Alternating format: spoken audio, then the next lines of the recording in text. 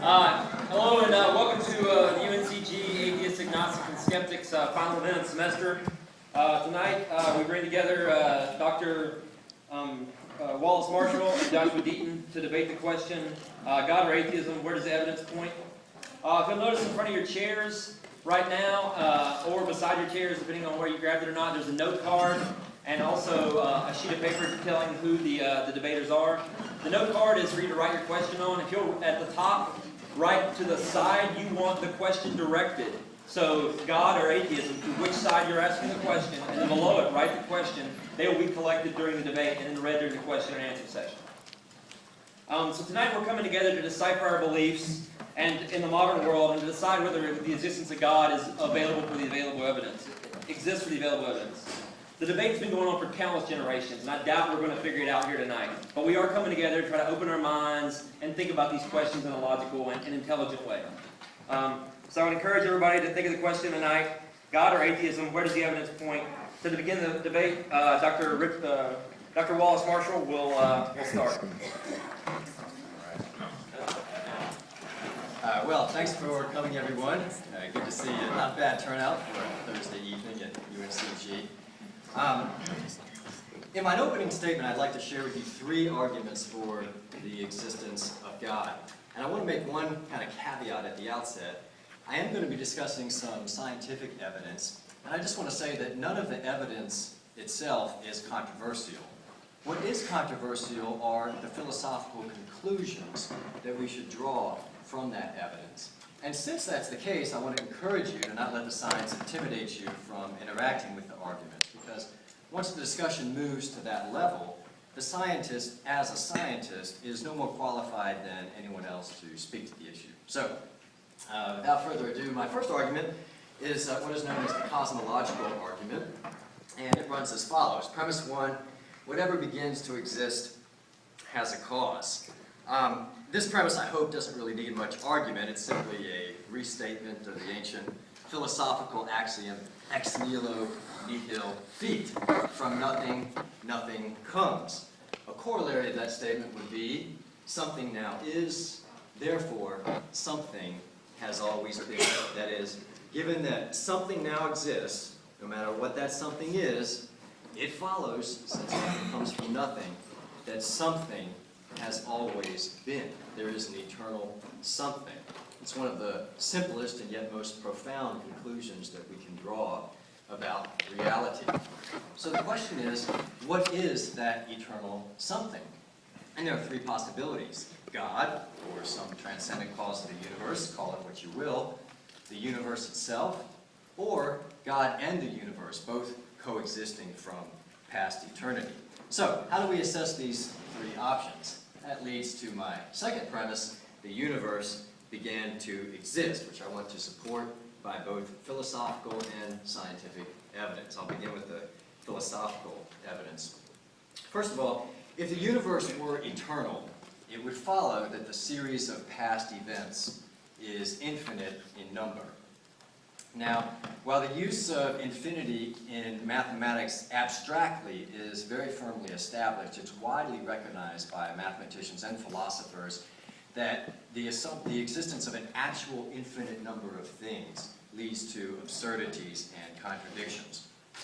Consider the hypothetical example of two planets orbiting a common sun from past eternity. And so, for the sake of simplicity, let's just use our own solar system. You may remember from high school astronomy that it takes Mars a little bit less than 2 years to orbit the sun, or a little bit more than a little bit less than 2 years. So, for the sake of simplicity, let's just say that for every one orbit that Mars completes, the Earth completes 2, okay? And let's just suppose these planets orbiting this sun from past eternity. So, when Earth is completed 200, Mars will only be at 100. When Earth is at 400, Mars at 200, and so on. The longer the planets orbit, the further ahead the Earth gets of Mars, until you would eventually reach a limit at which the Earth would be infinitely ahead of Mars in terms of the number of orbits it's completed. But if you were to pause the clock right then and look back in the other direction and ask, how many orbits has each planet completed? Well, the correct mathematical answer would be they've each completed an equal number of orbits, because they've both been orbiting from past infinity. So the assumption of an infinite span of past events would require us to simultaneously assert that the Earth is almost infinitely ahead of Mars in terms of the number of orbits completed, and at the same time that they've completed an equal number of orbits, which is obviously absurd. A second argument against the infinity of the past is the impossibility of forming an infinite series by adding one member after another. Now, if you were to, suppose you were immortal and you were to start right now counting to infinity, it's easy to see that you could never get to infinity, right? Because before you could ever get there, there'd always be one more number that you would have to count. Well, the same logic applies to counting down all the negative numbers from past infinity. Suppose you were to meet a fellow student on campus who was weary and out of breath. -3, -2, -1, 0, and he explained, finally he had just finished counting down all the negative numbers from past infinity. Well, you could legitimately ask him, why didn't you finish yesterday?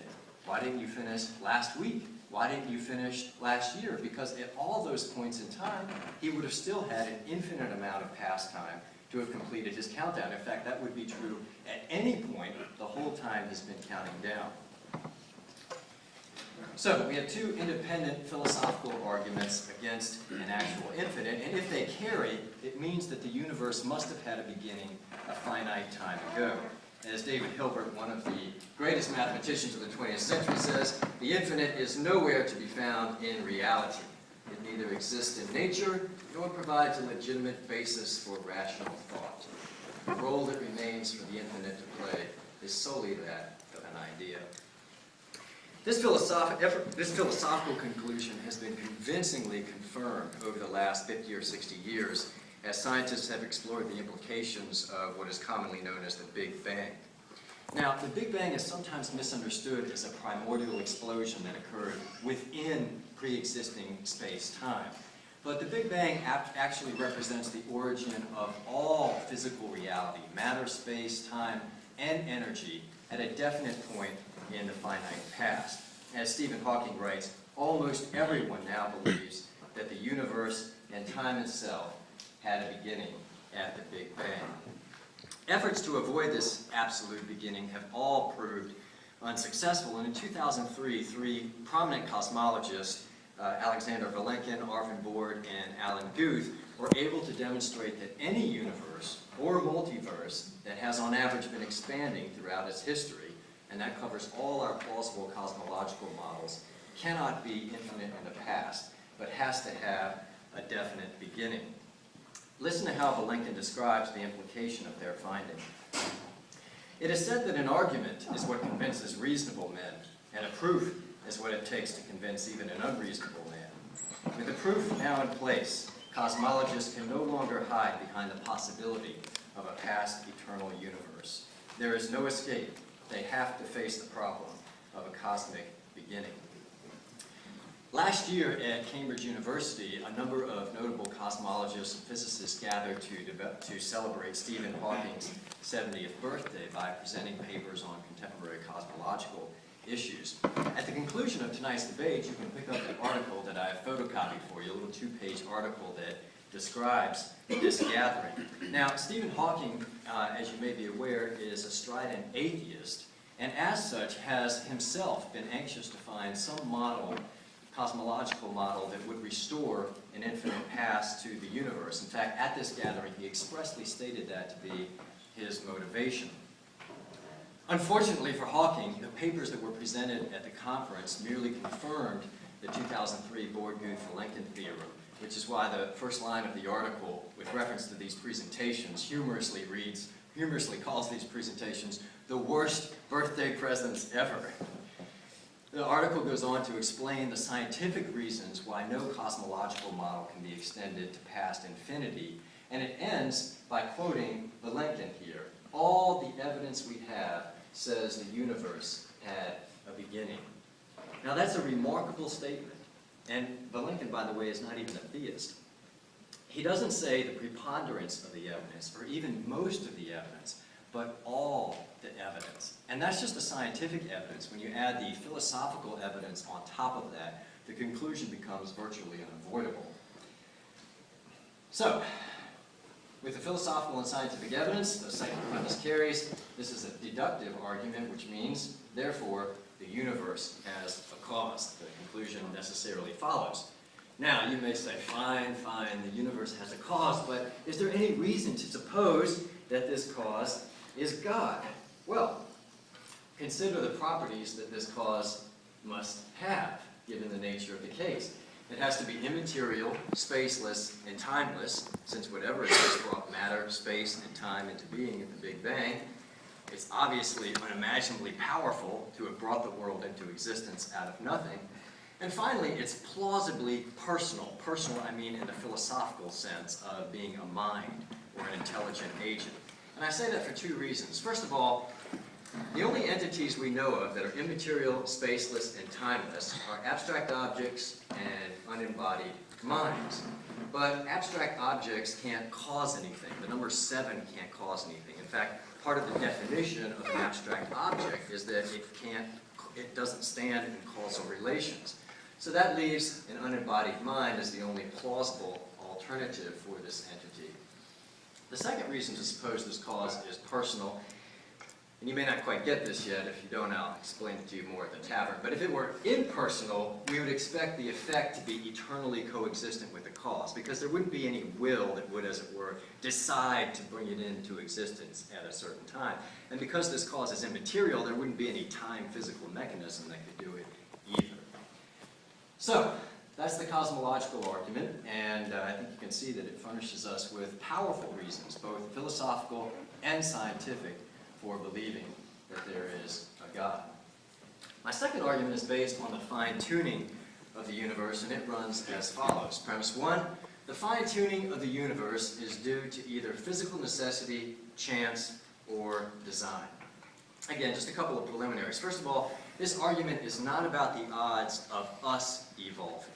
Rather, it's about the odds of the Big Bang producing a universe in which it is possible for life in some form to evolve.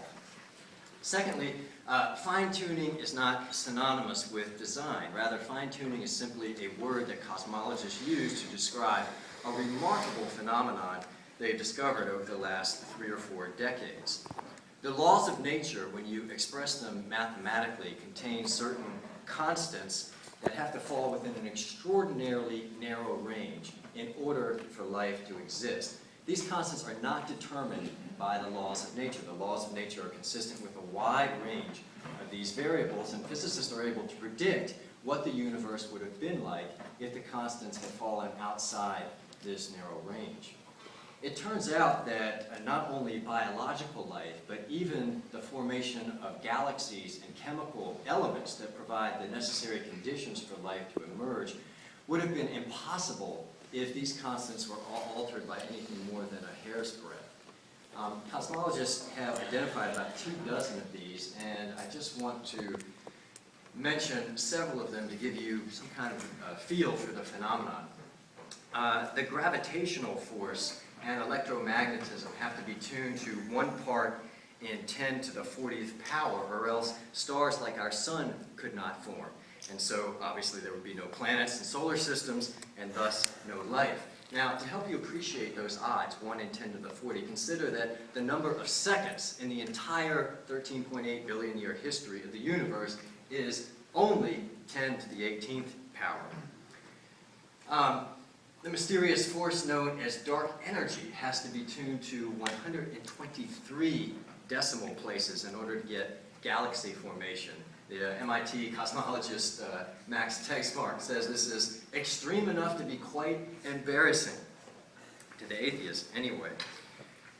Stephen Hawking has calculated that the strength of the Big Bang explosion cannot be altered within 1 part in 10 to the 60th power. That is, if it had been a little bit stronger than that, the universe would have expanded so rapidly that it would have been impossible for galaxies to form. But if it had been any less than that, the universe would have collapsed upon itself. Given the odds Hawking is talking about for just this single vector, it would be the equivalent of aiming a gun at a 1-inch target 20 billion light years away and hitting it. I mean, it's just simply an astounding figure. And just by way of comparison, the number of subatomic particles in the whole universe is estimated to be 10 to the 80th power. In addition to these mathematical constants, physicists have also discovered arbitrary quantities that function as boundary conditions on the laws of nature. The most extraordinarily improbable of these is what is known as the low entropy condition. The Oxford physicist Roger Penrose has calculated that in order for there to be a life-permitting universe, the entropy has to fall within 1 part in 10 to the 10 to the 123rd power. This is simply a mind-blowing number. Penrose comments, "I cannot recall seeing anything else in physics whose accuracy is known to approach, even remotely, a figure like this." The German cosmologist Rüdiger Voss gives a helpful illustration here. He says if you were to print all the zeros in this number in a book, the stack of books would amount to a stack considerably higher than the entire diameter of the observable universe. Now, what makes the fine-tuning phenomenon even more staggering, as if it weren't already, is that almost all of these constants and quantities are independent of each other. That is, they all have to fall within this narrow range in order for life to possibly emerge. So I hope you can see how the late American astronomer Robert Jastrow, who had been an atheist all his life, was compelled in the face of this evidence to call it the most powerful evidence for the existence of God ever to come out of science. In fact, this realization, together with the cosmological evidence for the universe having an absolute beginning, threw Jastrow into quite a quandary that he spoke very candidly about during his later years. So, let me return to the argument. It's either due to necessity, chance, or design. We can rule out, it's not due to chance or necessity would be the second premise. Now we can rule out necessity because, as I mentioned, the constants and quantities don't have to fall within this narrow range. That's just what constitutes the phenomenon of fine-tuning. So is it due to chance? Well, chance would only be salvageable on the multiverse hypothesis. Now, the multiverse hypothesis faces significant objections, which, in the interest of time, I'm going to have to forego, but I'll bring them forward if Mr. Deaton wants to defend it in his speech. But ruling out chance or necessity, the conclusion follows, therefore, it is due to design.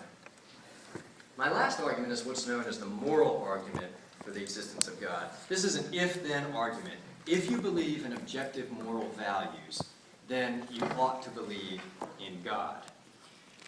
Let me begin by saying, though, what this argument is not about. It's not an argument that you have to believe in God in order to behave morally, nor is it an argument that we need God to inform us about what is wrong, say through the Bible or the Quran or the Vedas or something like that. Though, of course, such books, like many other books and historical figures and our parents may play a very important role in our moral formation. But this argument is not about that. It's about the nature and foundation of the basic moral principles that we apprehend in our conscience.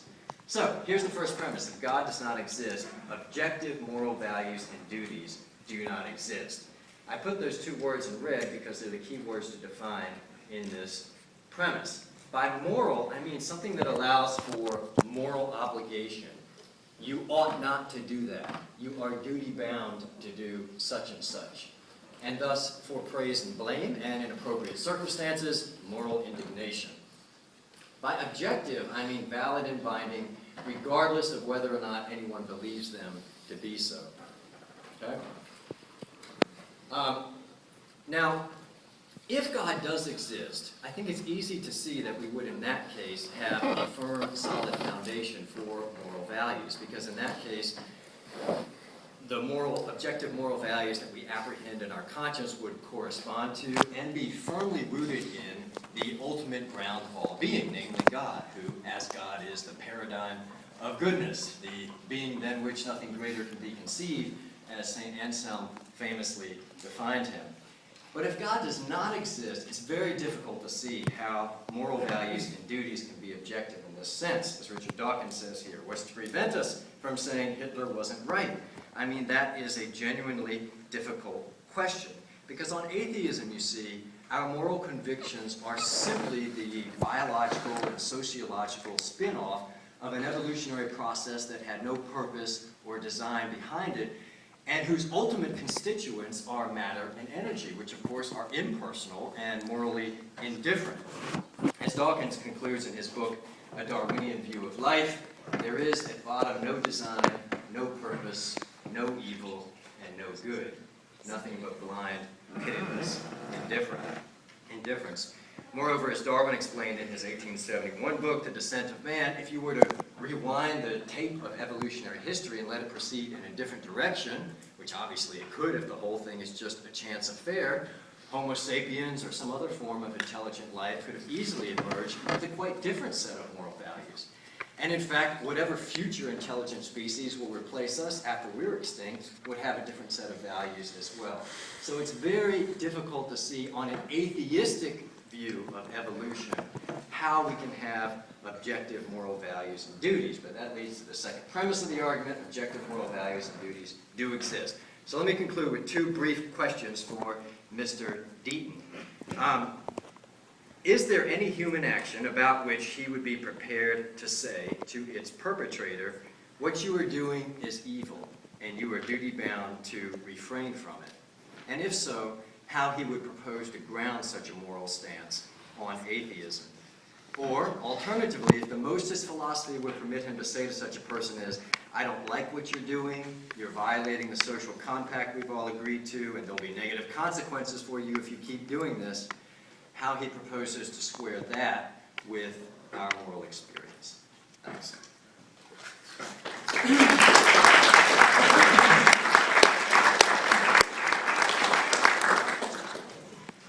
And now Joshua Deaton arguing that the evidence points towards atheism.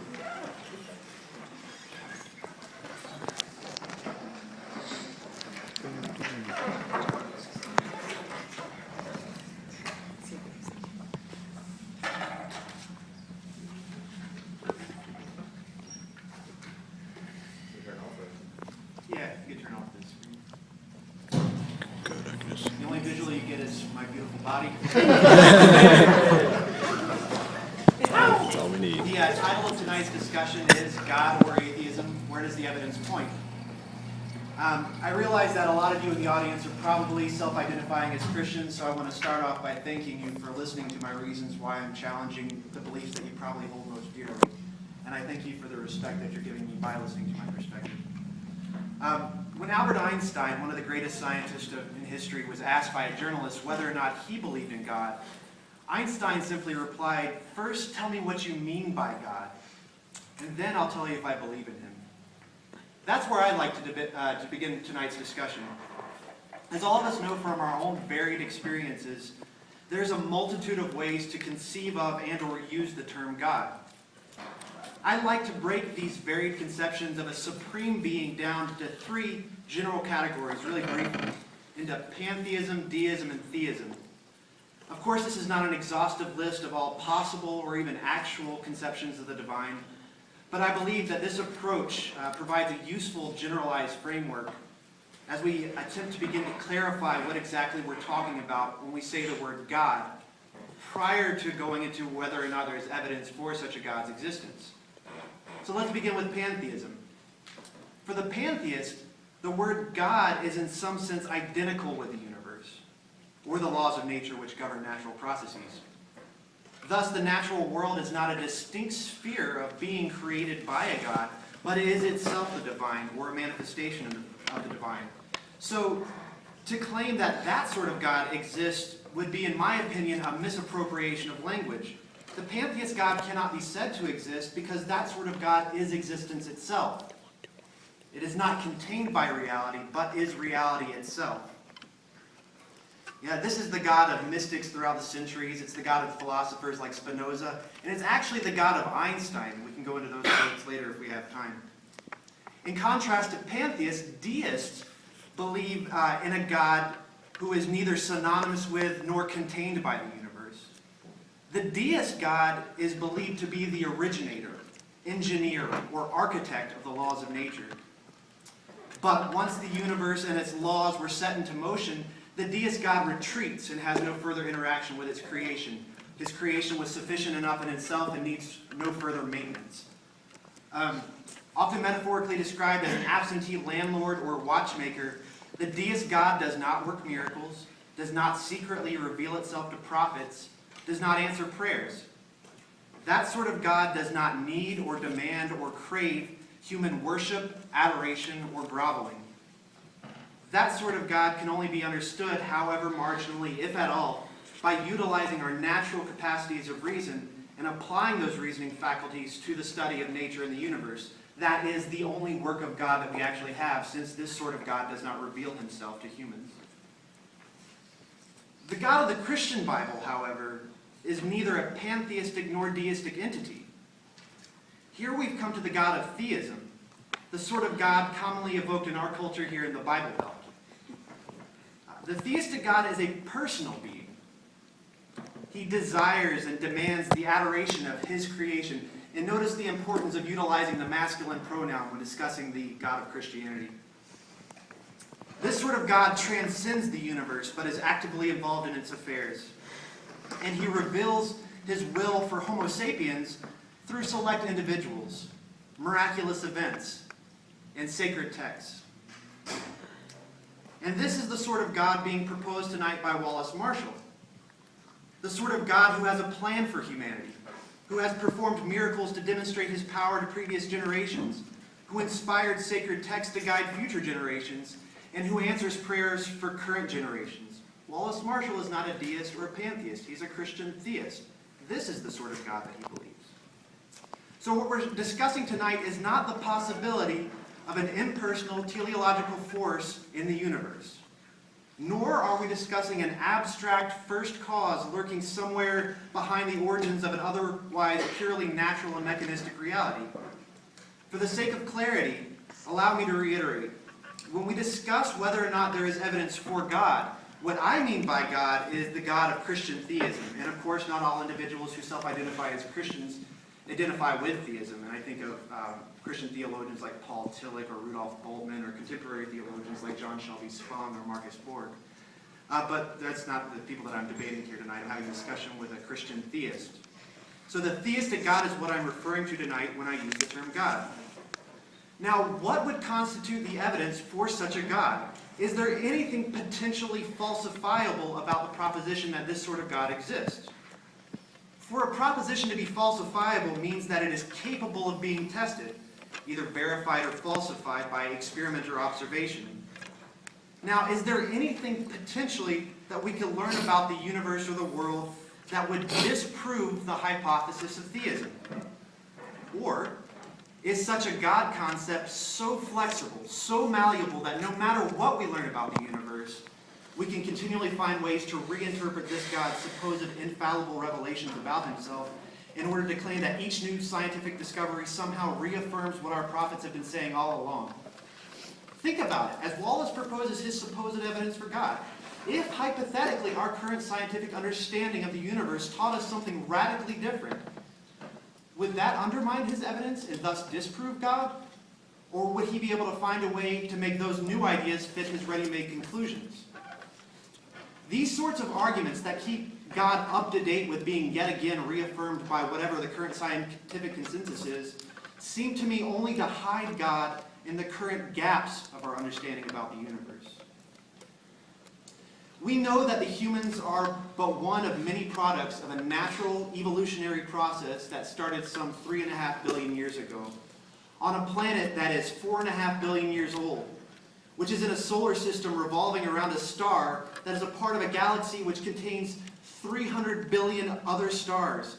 And our galaxy is in a universe that is over 13 billion years old that contains at least over 100 billion other galaxies. The scope of our understanding of contemporary science is truly breathtaking. From the mind-boggling, large astronomical scale of cosmology to the infinitesimally small scale of the quantum world. But the theistic God of theologians and apologists seems a little too nimble. There will always be more questions that we have. And as long as we don't have answers to everything, voices of the prophets will continue to give us comfort and condemnation. In general, however, I do not find that in real life people believe in God or not believe in God because they've studied cosmology. Quite the contrary, we actually find a much, much higher proportion of atheists within the scientific community than in the general population at large.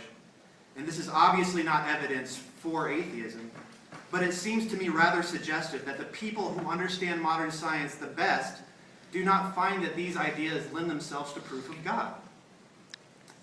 But many of our best scientists are indeed believers. I think of Francis Collins, who headed up the Human Genome Project. Many are obviously atheists, and many scientists are something else completely altogether. Cosmological arguments, in my experience, however, are not why people believe in God, are not what convinces people to believe in God, but are rather a way of utilizing current gaps in our naturalistic understanding of the universe in order to rationalize the persistence of unjustifiable traditional superstitions. So why then do I think people actually believe in a theistic God?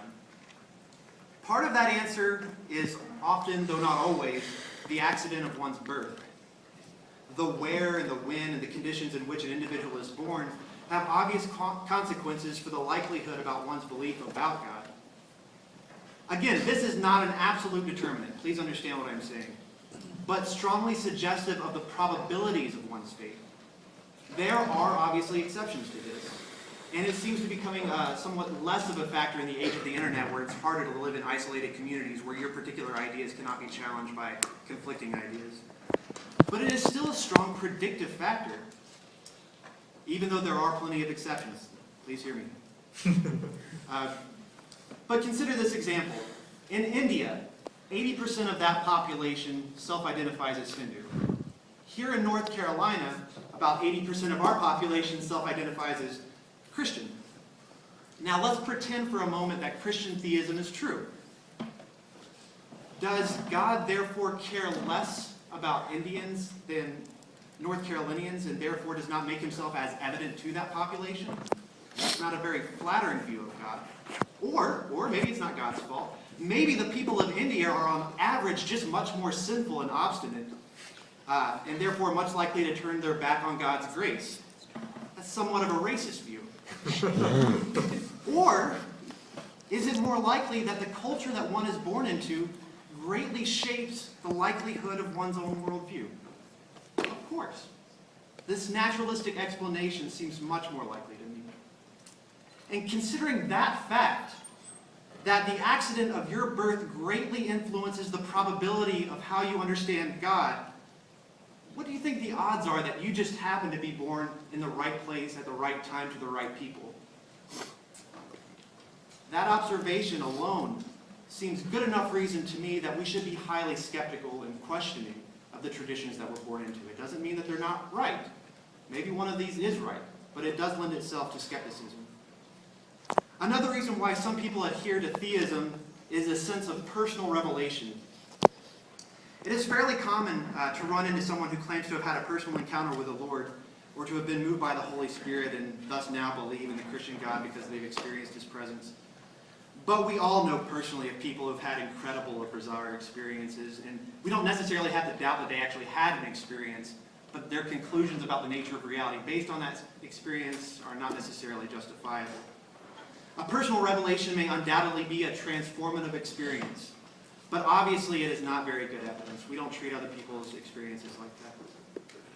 And when compared to how God supposedly revealed himself to people in Scripture, these somewhat vague emotional experiences seem rather weak and tepid. It is not uncommon for people to claim that God is telling them one thing or another about life. And yet the same people that believe that they have heard from God in the past will also admit that they've been at times wrong about what they thought the Lord was saying to them. What makes them so certain now? And why isn't God a better communicator these days? He seems to have lost his chutzpah since the days when he would speak unequivocally and unambiguously. Think about the thunderous mountain in Exodus, or the burning bush, or the miraculous events where he would demonstrate his power, or Elijah having fire on the altar that's covered in water, or the blinding lights and angelic visitations, or what have you. So personal revelation is unconvincing, and rather unimpressive. What about scriptural revelation? Again, this is the God of theism who reveals himself to humanity, not the God lurking back in the cosmological argument. What about scriptural revelation? The Bible, like any great work of literature, at times reflects the brilliance and beauty of humanity. But it's also filled with the baser attributes of our species. Our tendencies towards xenophobia, violence, sexism, etc. And nothing, absolutely nothing in Scripture couldn't have been naturally known by the folks who were writing at the time.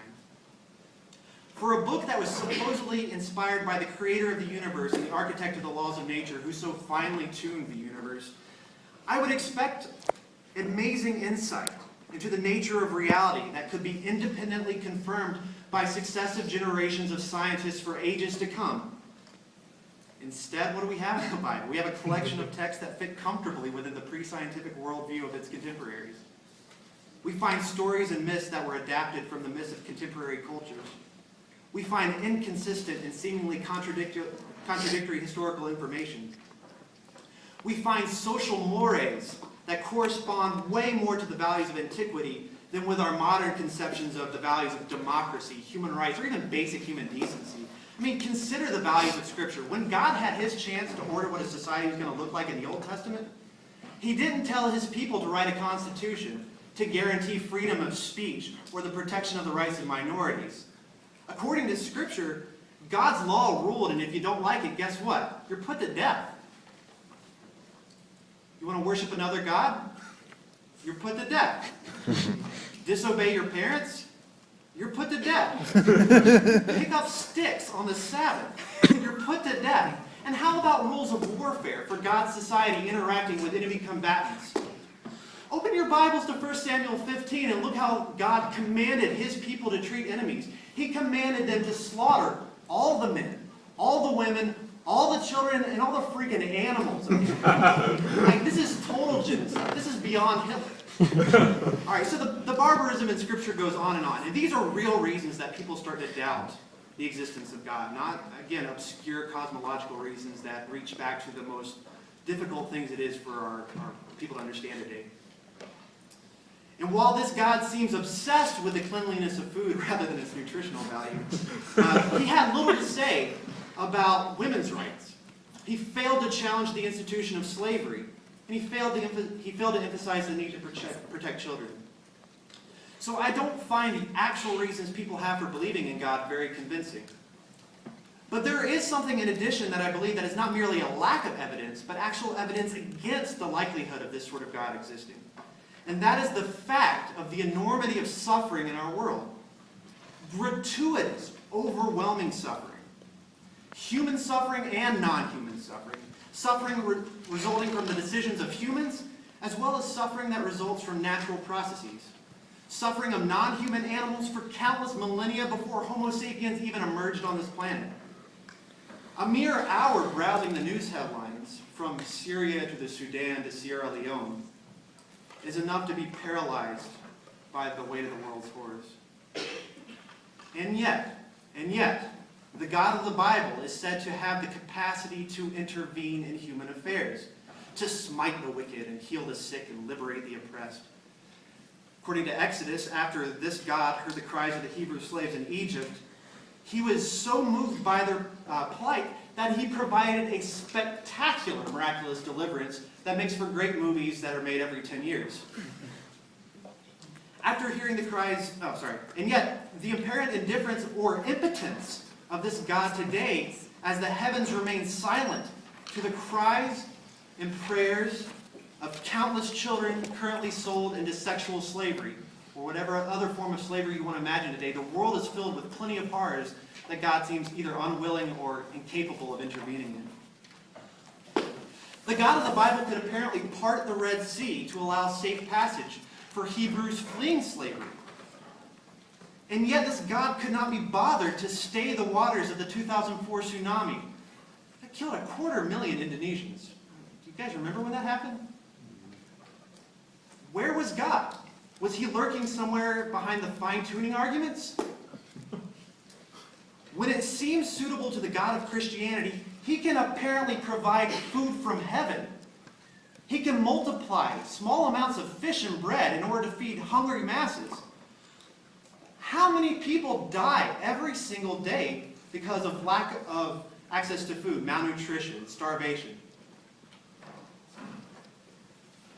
The God of the Bible restored sanity to the tormented King Nebuchadnezzar, but apparently cannot be bothered to soothe our family and friends who suffer the torments of severe mental illnesses.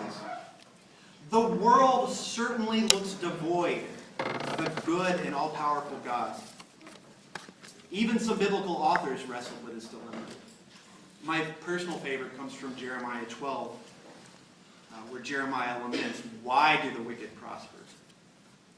And you find various reasons throughout Scripture how they try to reconcile this.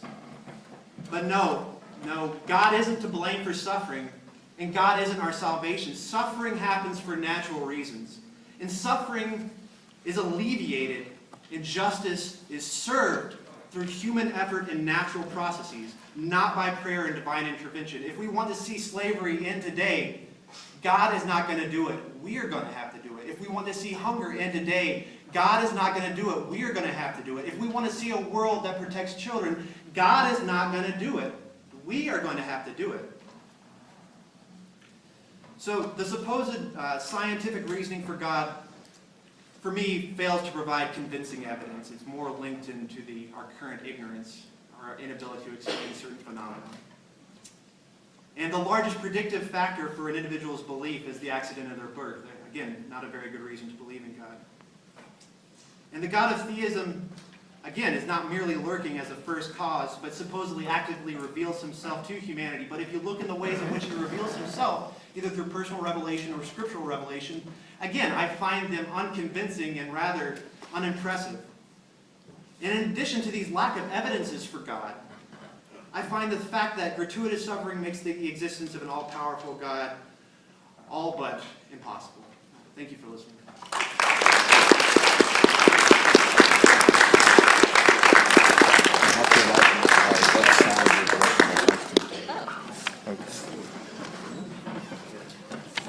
All right, the side arguing that God is supported by the evidence will now have an opportunity to rebut the side that says that atheism is supported by the evidence.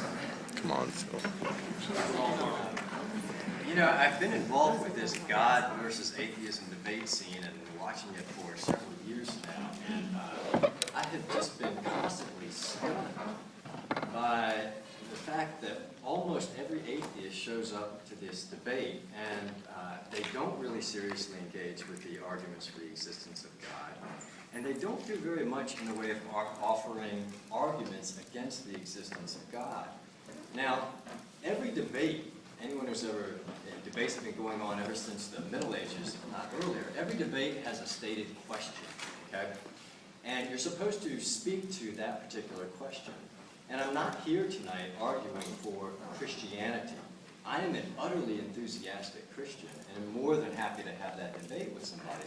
But a much more fundamental question is whether or not God of any kind exists. I mean, if you look at the questions that the various religions of the world take up, they're questions, a lot of them, that arise from the existence of God. Once you recognize that there is a God, it brings up certain questions. Now, those questions may or may not lead to any belief in revelation. It's perfectly possible to be a deist, like Josh mentioned, and there's a long and honorable tradition of people like that in the ancient world, and of course in our own history here in America. People like Thomas Jefferson, Ethan Allen, Tom Paine, Benjamin Franklin to a certain extent. So I guess I want to say to those of you who fall within this category of atheists, agnostics, skeptics, whatever, to define what it is you're skeptical about. And the existence of God is, to me, the most fundamental question that anyone can ask. And I like how the Earl of Shaftesbury put it, reduced it, and he was a deist, by the way, but he said it comes down to one basic thing: mind or not mind. That is the fundamental question, he says. So when we look out at the panorama of our whole experience, emotional, intellectual, the suffering of the world, the goodness and the beauty, all of that stuff. What kind of signature or imprint does it bear? Does it have the hallmarks of a mind that is behind it? Or does it have the hallmarks of just random matter, meaningless? Okay? So that's the fundamental question, and you can't show up to a debate and just change the topic and start arguing against Christianity and the Bible and all those sorts of things. And I would just say to Mr. Deaton, or to any of you who just have a problem with Christianity, if you don't have a problem with the evidence for the existence of God, then confess it, say, yes, there's a God. All those people, Voltaire, for example, or Tom Paine, those deists were great enemies of the Christian faith, but they were ardent theists. They were ardent believers in God. Voltaire argued vehemently against his fellow atheists in France. So if that's your position, then I think there are all kinds of interesting discussions we can have. And by all means, let's have a deist up here. So you have two debaters, both of whom believe in God, and then we can get into some specifics about what is the nature and characteristics of God and so on. All right, so the God I'm arguing for tonight is not the Christian God. I'm arguing for a generic form of theism. Now, I agree with Joshua that pantheism is kind of not on the radar screen tonight because depending on how you look at it, it could be another form of atheism. But if you look at deism, it's just a type of theism. So theism is the fundamental question.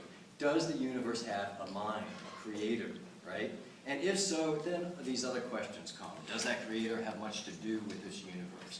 Or is it kind of a remote divinity like Aristotle imagined? Does he intervene?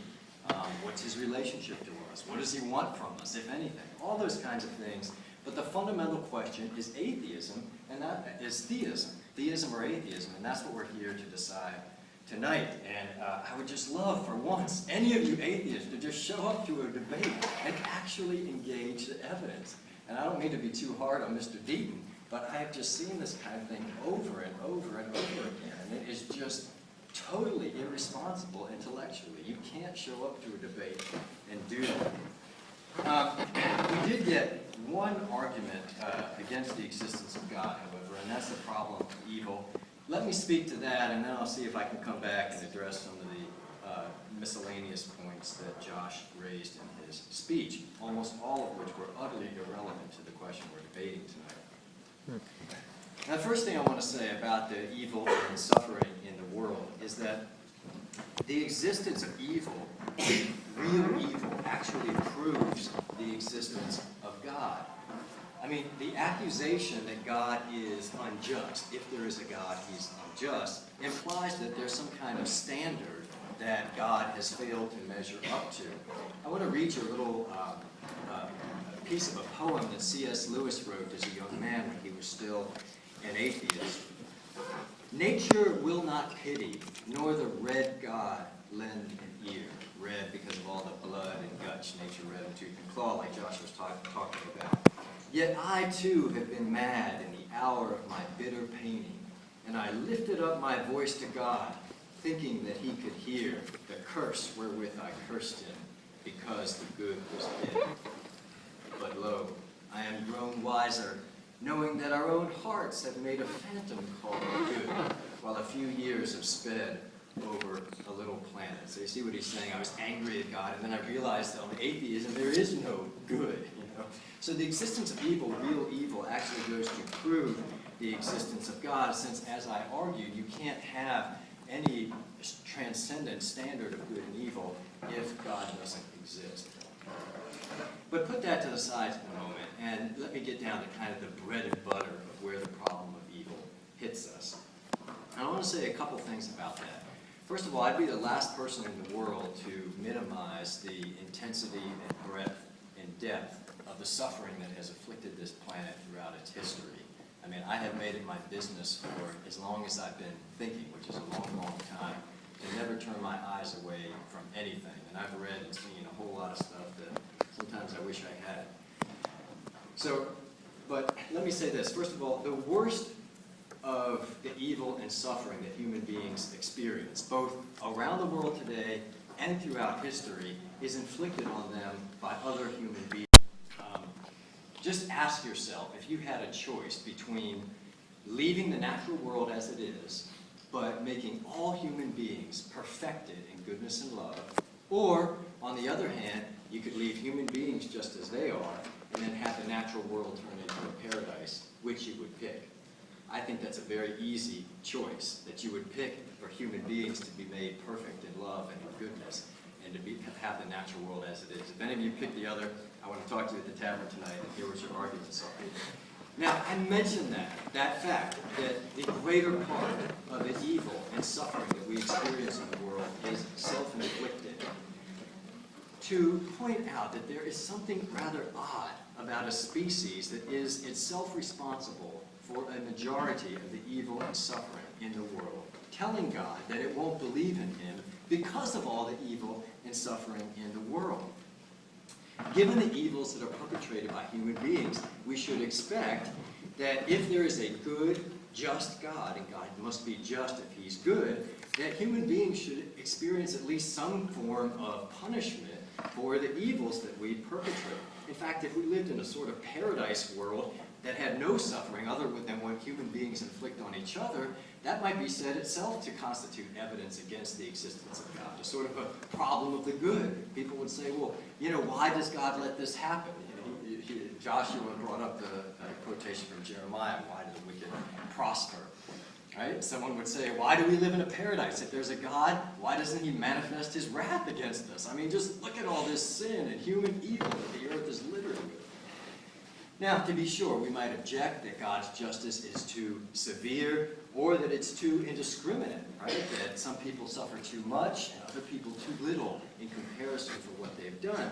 But these are not insurmountable problems, especially if there's another life after this one in which whatever inequities exist here can be rectified, which on theism is not only possible, but I think quite probable. And I'm not laying all the stress on that other life kind of thing. I'm just saying, if we're going to judge the existence of God based on human evil and suffering, we can't automatically rule out the possibility that we may live a long, long time after this life.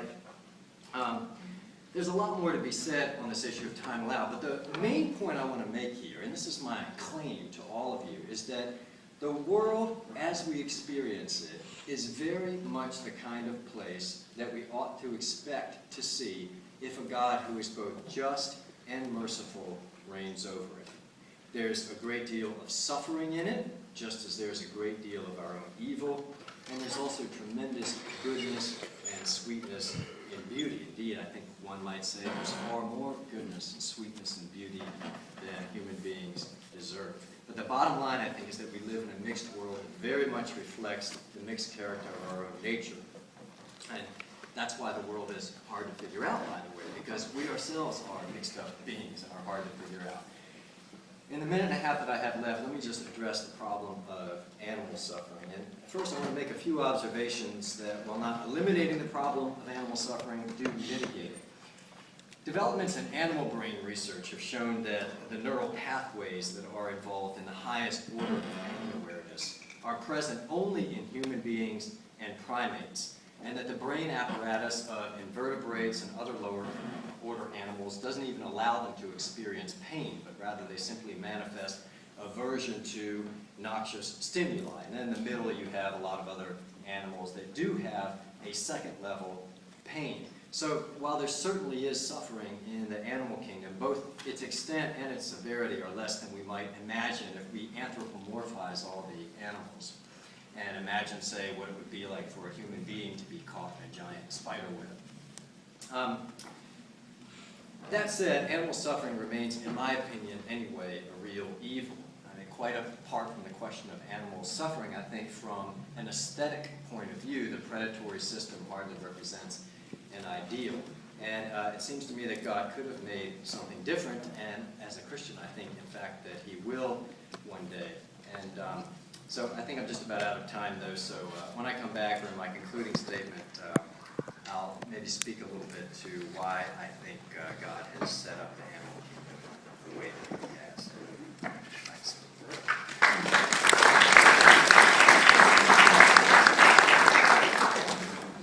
Didn't mean to change the topic before. Now, arguing that atheism is supported supported by the evidence. Dr. Deaton. For me, it wasn't a shifting of the topic. It was discussing reasons why people believe in God and why reasons people start doubting God.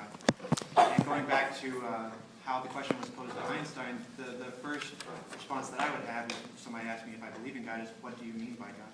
That's what I was trying to tease through earlier. In response to some of Wallace Marshall's points, I want to start with his moral argument, because honestly that's the one I'm more comfortable with. I'm not a physicist by training, not even slightly. But I have some prepared remarks for the morality argument. Nearly 400 years before the purported birth of Jesus of Nazareth, the Greek philosopher Plato wrote his classic dialogue featuring Socrates and Euthyphro. Now, this particular dialogue is considered classic because it poses a dilemma for theists regarding the ontology of goodness. Socrates threw into question how his fellow God-fearing countrymen determine what makes something good. Euthyphro thought it was piety. Today, many religious people would perhaps say that love or compassion is the ultimate guide for all behavior. But here is the Socratic dilemma. Is that which the gods love good because they love it? Or do they love it because it is good? So, for example, is compassion good because it pleases God? Or does compassion please God because it is good?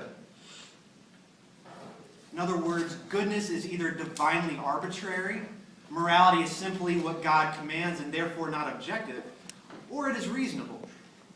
If the quality of goodness is determined by a reasonable criteria independent of the will of the gods, then all of us, theists, deists, pantheists, atheists, all of us are in the same boat, struggling to figure out what constitutes the good life. It's a fact that there is no universal consensus about what constitutes good behavior. It's a fact that for most of our history we've been at war with one another, violating each other's sense of what ought to be valued or respected. And it's in the aftermaths of the horrors of such violence that humans have constructed systems of governance intended to maintain a reasonable level of stability in order to maximize human flourishing. Based on our collective experiences of abject misery, we attempt to erect protective barriers, we call them rights, against which future aggressive behaviors are not permitted to transgress. The UN Declaration of Human Rights, for example, didn't fall from heaven, nor was it revealed to a lone prophet on a smoke-filled mountain. And yet, it is by far a more decent, compassionate, rational, and coherent expression of the value of human existence than anything found in any revealed scripture. We don't need to be divided over this morality issue. In fact, it is urgently necessary, if we're concerned about stability and peace, that we find a way to reason with one another across our religious differences. But back to Euthyphro's dilemma. The first option, that the sole criteria for goodness is what pleases the gods, is clearly problematic. It inherently deconstructs the virtue of compassion. Helping the less fortunate simply becomes a command rather than an empathetic gesture based on individual reflection. Whereas the secularist is often accused of cultural relativism, this sort of theism, this sort of divine fiat morality, is guilty of a divine relativism. The most grotesque acts can be justified in the name of God if your goodness is simply linked to whatever God says is good. You may say, but my God would only command that which is good. Okay, well, is that because your deity's behavior is judged by a standard independent of God's will? If so, then you ascribe to the second option of Euthyphro's dilemma, and we are all once again in the same boat. But to say that your God only wills the good because what is good is what he wills, is clearly circular and not a response to the dilemma. If whatever God wants, unconstrained by any external standard, is that which is good, then one cannot rightly protest the divine will, regardless of any unreasonable or rational suffering produced. After all, God's ways are simply not our ways. And this sort of capricious, arbitrary approach to divinely sanctioned goodness is actually what one finds in the Christian scripture. Killing one's own child can apparently be a good thing if it pleases God, such as when God ordered Abraham to sacrifice his own son. But sure, an angel stopped the killing at the last minute. But the point was to test Abraham's faithfulness to the divine good, to see if he was really willing to transgress all that he thought was right in order to obey the divine directive. Abraham was praised for his willingness to kill his son, not for questioning the goodness of such monstrous behavior. This is what divine command theory leads to. Is that objective morality? Then there is, of course, the matter of divinely mandated ethnic cleansing in the Bible. We refer to one example in 1 Samuel 15. Was it ever good to wipe out an entire people group? Was slavery ever good? Child sacrifice? Executing people simply for exercising their own religious freedom?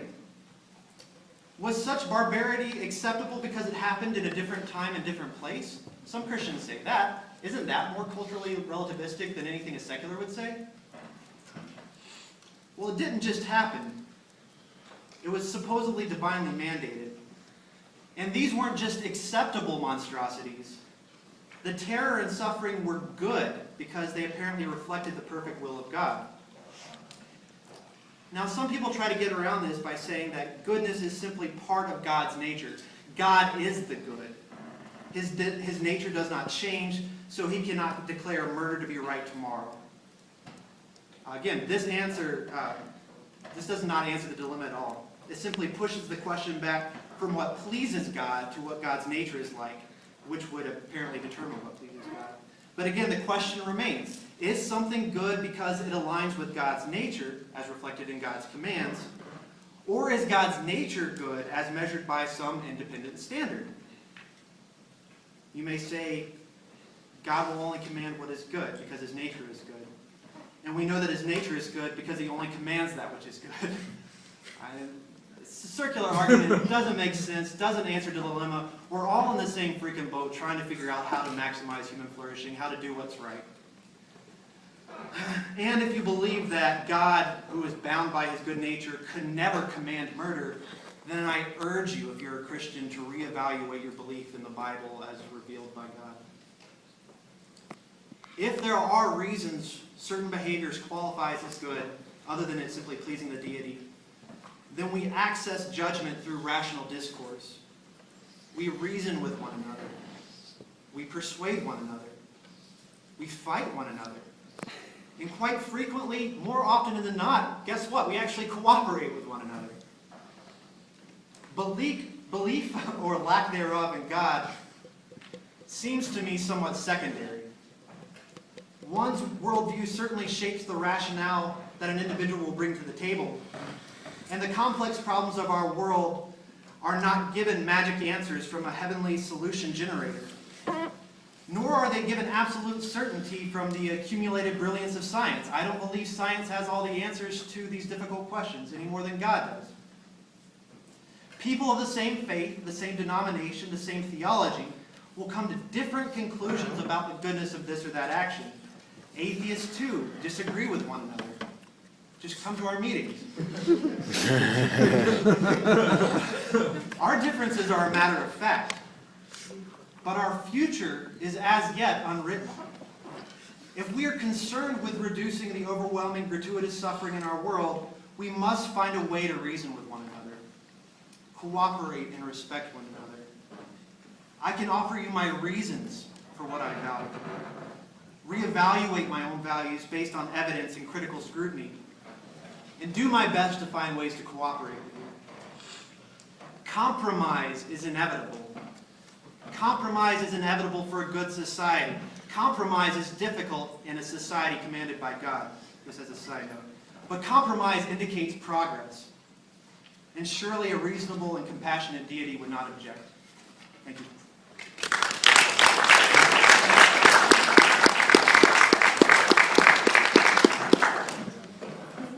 All right, now if you guys have your questions, would you please pass them to the aisles, and they'll be collected by a few members of the group and sorted for the question and answer period. But right now, we're going to begin the next part of the debate, which will be the cross-examinations.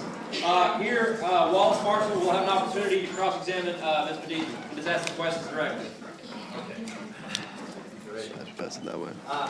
Well, I guess I'd like to start by giving you a little bit of an opportunity to interact with my arguments. Now, you skirted them because you said you weren't a physicist. Remember what I said at the outset, you don't have to be a physicist to evaluate these arguments. Now, you may have to read a little bit to see if the scientific facts are indeed as I have presented them, and I tried to give you a lot of authorities up there tonight. And none of these scientific authorities that I quoted there are theists. In fact, most of them are people who probably lean in an atheistic direction, a strongly atheistic direction. As Josh mentioned, that has been the dominant mode of the scientific community. I'd say probably for the better part of 100 years or so, although the pendulum has shifted significantly over the last 3 or 4 decades, precisely because some of the evidence as I presented it tonight is just overwhelming, really. And also I presented some philosophical evidence, which you're perfectly capable of interacting with. So maybe if you could throw it up on the screen so that Josh can take a look at it. I'd like to just pull up that PDF file because then it won't go bullet by bullet.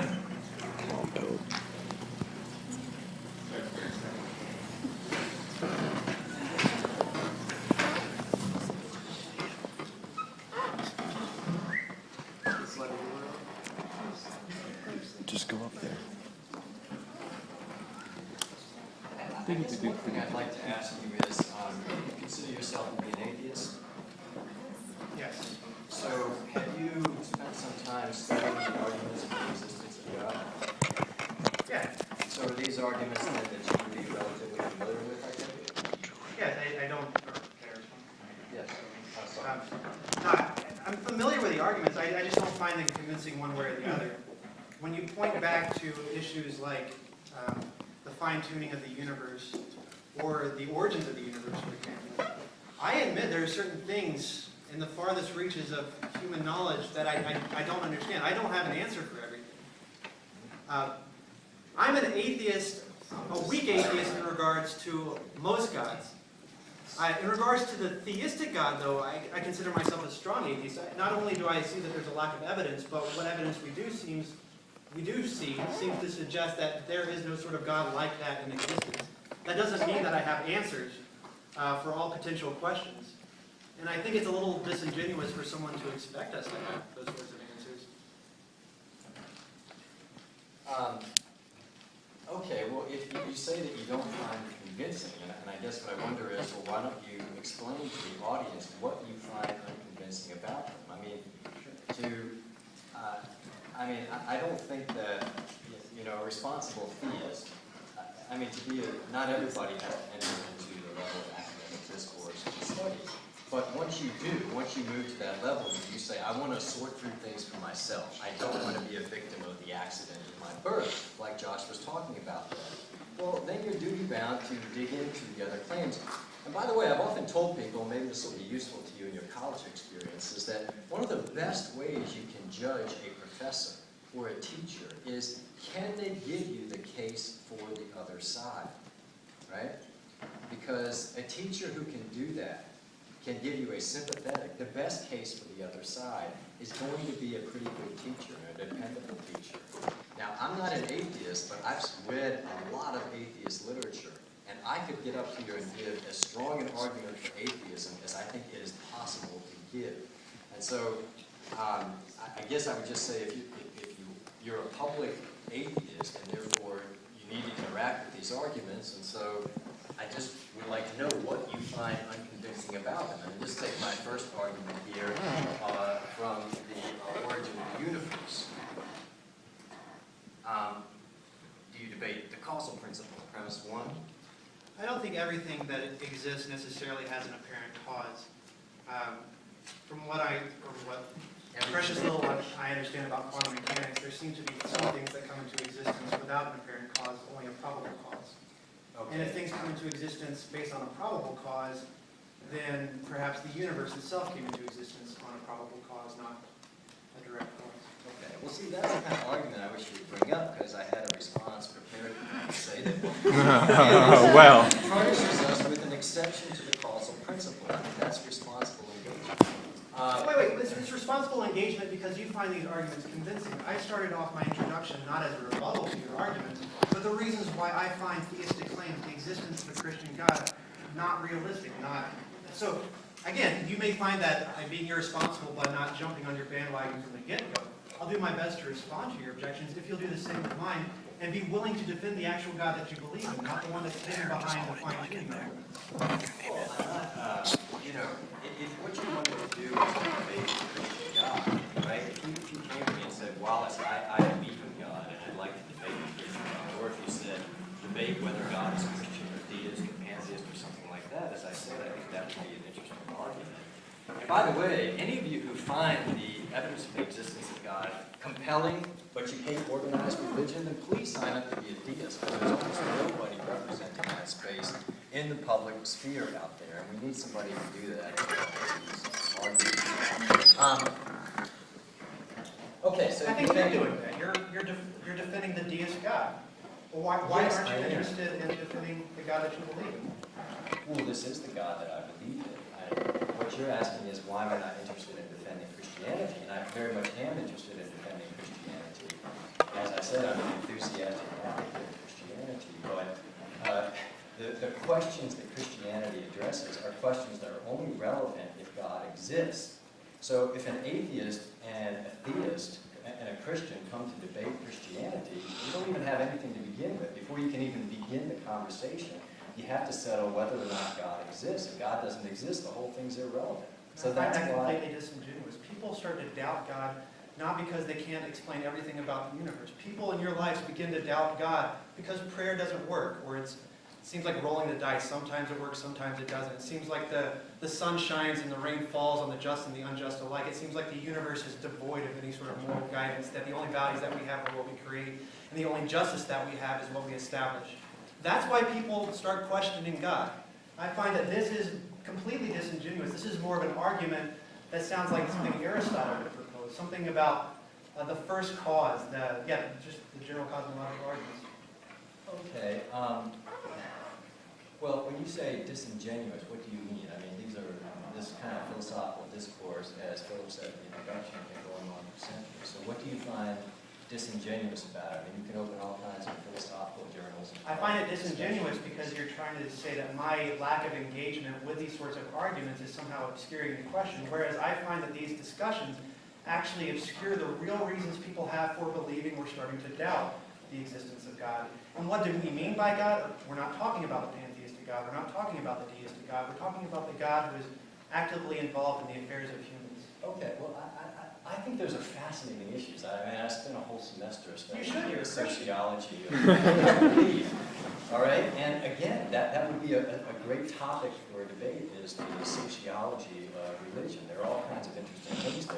And I certainly agree with you that most people do not come to their religious convictions or otherwise through philosophical argument. But I don't see how that's relevant to the question of the evidence for God's existence. What may often happen, though, is someone may have these kinds of experiences that you're talking about, right? God seems like he's nowhere, and you start wondering, well, is there a God?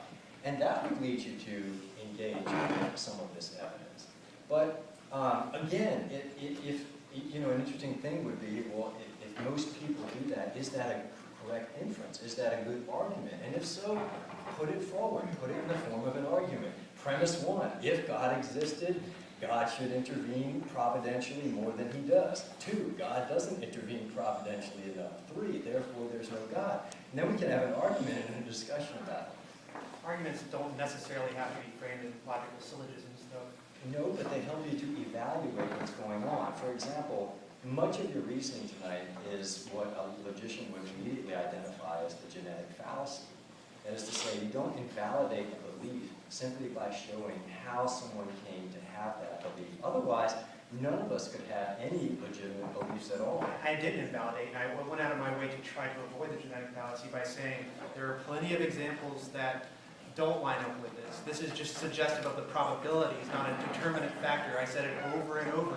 Your accident of birth is not what determines your belief and therefore undermines your belief. Right, but it does for most people, right? And so I would certainly agree with you that that should lead us to be right? Everyone has to become a man at some point, right? And say, I'm going to investigate things for myself as objectively and dispassionately as I can, correct? And when he or she gets to that point, Or woman, thank you. Sorry, sometimes when I'm he or she here. gets to that point, evidence, reason, these are the things one should begin looking at, right? Yes. Right, so I mean, that's what I'm trying to do tonight. So what I take you to be saying to people, and this is what I say to them too, is look, don't rely on custom education, all the stuff that dominates the opinions of most people who live in the world. And my own guess would be that's 95% of people who live in the world who don't ever get to the point of really kind of thinking independently on these issues. And but you and I both agree that that's a good thing, and so this is a forum where we can debate the most fundamental question on those terms. And I guess it does, to me, it doesn't help to just say, well, there's 95% of people out there who don't pay any attention to this stuff, when what you seem to be saying is we ought to be paying more attention to evidence, philosophical, scientific, evidence from our moral experience, history, whatever else that you want to put in there. About 30 seconds. Okay, so I mean, y'all this has pretty much almost on. turned into more of an interchange than anything else. So, no, that's fine. I was talking as much as you were, so I guess I'll hand it over to you then. Yeah, Josh, if you want to just go ahead and start whenever. I mean, y'all pretty much controlling, having a conversation, which is fine. I mean, you know, what's supposed to happen? As much as frustration that you felt with my lack of engagement with your perspective, again, I find the reasoning that I was proposing to be what is convincing about the lack of evidence for God. Could you address some of the things that I was talking about? Yes, and you're looking to speak? Yeah. Okay. I think I addressed that first point about needing to define God. And I agree that's part of the thing that needs to be done. And again, I'm just arguing for what to me is the hierarchy of questions, as I say. I think the most fundamental question anybody can ask is, you know, does this world have any meaning, right? Is the fundamental ultimate constituent of this world mind or not? As so, and I think you go from there to say, okay, if it's mind, then what? Is it pantheism, the soul of the world? Or Can I ask a question about yeah. that? Why do you think it's probable that there is a disembodied mind? What if our experience would ever suggest that the mind was ever disembodied? What would lend oneself to that conclusion? That seems to me fantastical. Okay, that's a fair objection to say, well, we don't have any experience of a disembodied mind. And that the mind is contingent upon space-time, contingent upon causal relationships. Our minds are contingent upon chemical interaction. What in the world, we have no evidence or experience or any suggestion that anywhere in the universe or beyond the universe is a disembodied mind. What does that concept even mean? Okay, so is your question about whether God can be a mind or whether human beings can be a mind? Whether that's even a coherent concept. Okay, sure. Well, let me say a couple of things in response to that. First of all, I think we do have an analogous experience to a disembodied mind in our own experience. Not that our minds are disembodied, but they are embodied in such a way that they can be utterly reducible to quarks and neurons without running into all kinds of problems. And I think we have an immediate experience in our will of mental states, of minds causing physical states. So I think we do have an experience not of an unembodied or disembodied mind, but of a mind that's not entirely reducible to What its... characteristics of a mind do you find not reducible to the mechanisms of the brain? Well, it's a little bit of a complicated argument, but the idea would be that you're sitting here giving arguments and reasons to the group right now, right? And so as you're doing that, the neurons in your brain are firing and so forth, right? Now, on atheistic materialism, right, all of those things have been in place forever, right? Your brain just sort of evolved. There's no kind of mind or rationality behind it. So the question would be, the question that arises is a fundamental question for atheists. In fact, that atheist philosopher Tom Nagel just wrote a book on it. It's called Mind and Cosmos, which you may be familiar with. But the argument has a long history before Nagel dealt with it. And it's just simply this, that what are we to make of our brains if ultimately nothing more is going on up here than just chemical reactions of neurons firing. I mean, that doesn't have mental content to it. It doesn't have mind content. So that would be the logic. But Again, I'm still not arguing everything that we know about the brain. Our capacity to love is a chemical process. We can influence people's ability to love by oxytocin, right? So we understand that our emotions are chemical processes. We understand that if somebody suffers from traumatic brain injury, their mind is greatly reshaped. They'll have completely different personalities. They may not be able to process thoughts in the same way. They'll be somewhat of a completely different mind. And we have no evidence that when we sever the mind from its life source that anything continues afterwards. Again, I don't find that this concept of a disembodied mind is coherent in any way. And there is obviously no evidence for it, so it's not coherent and there's no evidence. okay, well, I didn't finish my answer. So that was just one thing to say that it's not entirely from our experience. Secondly, to object, it begs the question of whether or not people have any experience of God, right? And if people do have genuine experience of God, then we do have experience, or at least some people do, of an unembodied mind. But a third and final thing I would say is that even if you don't have experience of something, if you have good evidence for it, you should believe in its existence, right? I mean, if the only thing we ever accepted or believed was something we already had evidence for, then we could never have any new evidence. We'd never come to believe in anything new. And here I presented a very compelling argument as to what the necessary characteristics of this transcendent cause are. And there are only two candidates there: abstract objects and unembodied minds. And abstract objects won't do the job, so that only leaves an unembodied mind. So even if I granted you as much as you wanted in terms of us having no experience, either in our own life or in our religious life or anything, with other minds, right? But our only experience with other chemicals, basically, right, is what you're saying.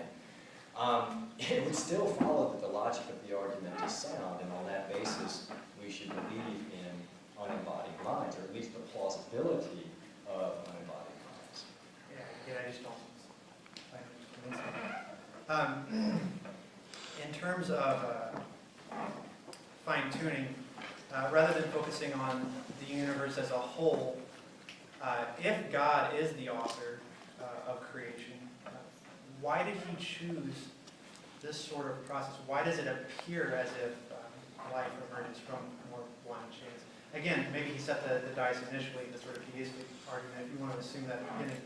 But why did he allow billions of years and countless empty space and hundreds of billions of star systems and an Earth that's been here for 4.5 billion years and evolution of life that was completely wasteful throughout the history of life on the planet? We've had times where almost all of life has gone extinct a few times. Why such a wasteful process if this was designed by an intelligent/competent designer? Well, I think it's a good question, first of all, but it's also a question that I think has a very kind of limited view of God, as if he was a mechanic or an engineer. Or competent. And, well, as a good friend of mine in Boston used to say, always remember big God, because people, theists and non-theists alike, tend to think of God in very small anthropomorphic terms. So if, as I say, people take this engineer approach to God and they say, well, he should have done it the quickest, tidiest way. But if you conceive of God as a grand artist, his, whose scope and vision far exceeds, a kind of little god, demigod, or something like that, then this whole way of creating makes sense. And Are you suggesting that the brutal struggles for survival, the near extinctions, is this some sort of aesthetic paintbrush quality of God? I do think there's an aesthetic aspect to it. I think what you're asking me is why the evil, right? I mean, that's the fundamental question. Or why the waste? Why? Well, it's only a waste if it doesn't contribute to anything, right? But what if it's what if all that is lost, right, serves to underscore the value of what is kept and what is saved? I mean, just like the things that are present in a museum. Well, why do those things have value? Well, they have value because it's all that survived. I mean, if you could go back to the time when we first harvested that, when that artifact was first made, that it was entirely commonplace. And so your question is, and I mean, part of it is, well, why did God take so long? Why is the universe so vast? All that kind of thing, right? So part of it is this waste and evil question, but part of it is an aesthetic question, if I understand you correct. What is the purpose of that, right? It doesn't seem to me a matter of aesthetics. It seems to be, if you're going to propose that there is a disembodied mind behind the universe, that he would execute the creation of the universe in a more reasonable fashion, one that reflected his or her, its intentions. A universe in which good behavior has good rewards. A universe where there isn't so much waste, or it looks like he was intentionally focused. Not a universe that lends itself to more black holes than life. That's not the universe that we have. Okay, I mean, there's an awful lot of stuff that you're talking about there. So, and part of it, I say, does involve aesthetics, right? So, you look at a program, say, on Nova or the Discovery Channel about the mysteries of the cosmos and black holes and exploding supernovas and everything. When I see that kind of thing, to me, that's profoundly religious. It's beautiful. I don't have to ask, why would God make something like that? I mean, if I have a conception of God like a Humpty Dumpty conception, then obviously that's going to seem very bizarre. And I think actually one of the reasons that people in contemporary culture struggle with these kinds of issues that we're talking about is because, I'm going to take a shot at my Christian brethren, is that, the churches today preach such a small conception of God. I mean, it's a kind of Santa Claus grandfather in the sky who wants to pat you on the back and has nothing but a lovely plan for your life. C.S. Lewis has a wonderful line, which is somewhere in my quotations file. Maybe I can just find it here. Whenever you find it. Yes. Oh, okay. I don't mind waiting to find it, though. That's okay. Ars long vita brevis, as Jefferson Adams used to say to each other. But I guess what I'm saying is that if you take a grand view of God, God is eternal, God is mysterious, God is majestic, and I'm not arguing that nothing in God should be intelligent, that everything in God should be unintelligible. But I think what we want in God is a God that is somewhat intelligible, but is also big enough to be God. And I think part of the reason why God has created the universe like he has, with its vastness, is to convey to us a sense of his greatness, and also of our own significance and insignificance, as Pascal said. Well, we're about ready to start the question and answer period. The first question will come to Dr. Wallace Marshall. Is God's will bound by natural law, meaning God can only create life within certain parameters, gravitation, forces, entropies, etc.? If not, why are these parameters important? God arbitrarily set them. If so, why is an omnipotent being limited in such a way? Okay, can I have the cards? Oh, yeah. Okay, there were Wait, I can do that. Yeah, it was only one, but it's kind of a series of... Just tracking the question. So is God's will bound by natural law? Obviously not, right? God could make intervene miraculously, he can make a different set of laws, etc. He's God, he's omnipotent, right? Then you say, meaning, can God only create life within certain parameters? No, obviously not. If not, why are these parameters important? Well, the parameters are important to the argument. Maybe what you mean is, this is where I'd like to have some audio, but come to the tavern and explain to me. Maybe what you mean is, well, why has God set up a universe like this, right? That has these parameters. Well, I think the answer is because he wanted people one day to discover it and be utterly stunned. And it is utterly stunning. I mean, it is one of the most stunning discoveries in the history of science. As I said, Robert Jastrow, he was one of the most prominent American astronomers. He was the head of the NASA's Goddard Institute for Space Studies, and an atheist for most of his life, and he was just totally bowled over by it. He said it's the most powerful evidence for the existence of God ever to come out of science. And he said, I just don't know what to do. I have been conditioned so long to think like an atheist, but there's no way I can deny this evidence. So if you ask me why God created the world in that way, I would just say, so one day we can find it, Okay, I think that's... All right, the next question is for the atheist side. I think with the topic of suffering, you're touching on the subject of free will. God gave us free will. So how is God supposed to stop one or two or however many evil persons there have been when they were given free will all along with the good? So would God not be taking away the very right God gave all people if God were to stop that evil person? It depends. In my introduction, again, if you're a believer in the God of the Christian Bible, there have been times in human history, according to Scripture, where apparently that whole free will argument didn't bother God. And that's why I used the example of God liberating the slaves from Egypt. He hardened Pharaoh's heart. God in the Scripture is not interested in preserving free will as a way of non-intervention when it suits his purposes. So much for that. But granted, let me assume that argument is right. Let's assume that God doesn't intervene in the sexual slavery of children because he wants to respect some pedophile's free will. Let's assume that. What about all the suffering that results from natural processes? What about that tsunami in 2004 that killed a 250,000 Indonesians?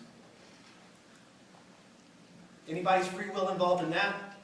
Okay, maybe it was humans created a messed up world because of their sin, and all these crazy things that happen in reality are just how the world's all screwed up because man sinned.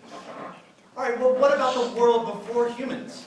For millennia, before Homo sapiens even emerged on this planet, there was suffering. There were animals drowning, getting caught in fire, devouring one another. And there are plenty of examples of beauty and cooperation as well. I don't want to make it sound like nature is only red and tooth and claw. I apologize for that. I'm only emphasizing that to dismiss God. But the whole argument about free will, again, the argument about free will does not acknowledge how God has actually interacted in Scripture with people, and does not take into account natural suffering, does not take into account suffering that predates Homo sapiens. So the free will thing, I think, I understand why you want to believe there's a reason why God's, not picking up his slack, but I don't find convincing. All right. Dr. Marshall, if God punishes humankind if God punishes mankind for human evil, why does he do it so sloppily? Even in the Bible, it was stated that the whole of Egypt suffered from the Jews' sins, including children. Keep in mind, this was the same God who can fine-tune in the 10 to the 10 to the 20, 123 number. Sure. Learn how to describe mathematics and language. Yes, good question. Thank you. Whoever put that forward. So why does God judge and reward us so sloppily? Well, let me say, Augustine remarked 1,500 years ago, and I think it's very perceptive and very true, that there is enough justice in this world to let us know that there is a judge who reigns over it. And if you think about it, well, let me get the second part of it. He said, but there's enough injustice, enough inequity to lead us to expect another judgment after this life. And I think that's very true. But I'm going to say something more as to why God has set things up this way. But as to the first part of that, most people, we have our common sayings, what goes around comes around, right? You reap what you sow, right? So human experience is not the experience of there being no connection whatsoever between our moral action and what we reap in life. It's not a one-to-one connection, but neither is there no connection whatsoever. Now, as to why God hasn't made the connection one-to-one, tit for tat, I think the obvious answer is that if God did that, he would very quickly condition us to proper ethical behavior, but for the wrong reasons, right? Let's suppose, for example, that every time you gossip about someone, you lost a clump of hair, right? I mean, very quickly, our college campuses would be full of bald people, right?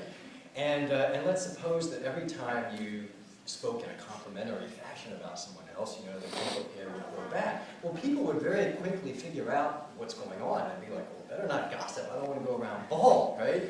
And I want to have all my hair, but not for the right reasons. And so God has set these things up that way in order to test and develop our love for the good. So there is enough correspondence there, I think, to teach us things and to let us know that there is a judge over the earth. But it's not so tight as that it compels your obedience for reasons other than a love for the good. Josh, you can run a question on the card if you like. There's cards. Why is suffering in the world wrong? By what standard do you declare evil? So, Well, I care about suffering because I'm an empathetic social primate. Whether or not the universe gives a shit about whether my kid has a meal or has housing, I care because I'm a social primate that cares about raising my kids. The indifference of the universe has no effect on whether or not I find meaning and value in suffering or non-suffering. I don't want to suffer because that's how I've evolved.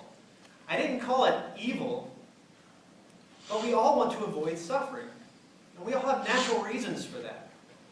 I think it's kind of scary that people cannot find reasons in themselves for loving another person or caring about suffering unless there's some judge hovering over them telling them that is right or wrong. Talk about doing the things for the wrong reasons.